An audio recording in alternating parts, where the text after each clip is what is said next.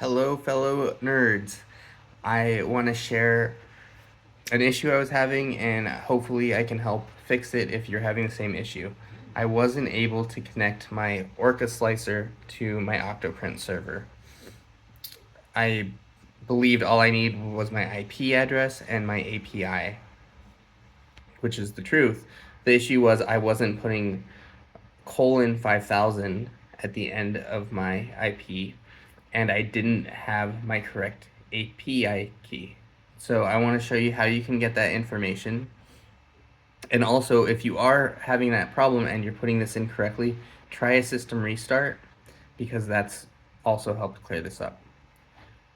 So I'm going to close out of here, and I just want to show you where you can find that API key if you're new to OctoPrint.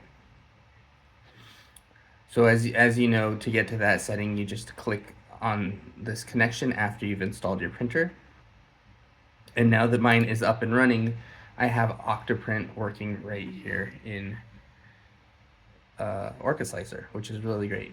But to find that API key, you just go into settings and you go to application keys. And here you can create an application key, and then you copy that and you put it into Orca Slicer, and it'll get you all connected. So hopefully, if anyone's having that issue, this helps a little.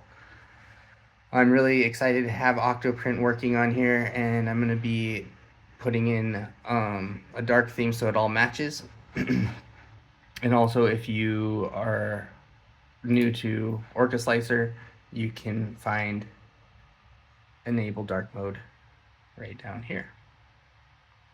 So hopefully that helps. I definitely recommend, if you don't have Orca Slicer or OctoPrint and you have an older 3D printer, to get it. It feels like it breathes some new life into it.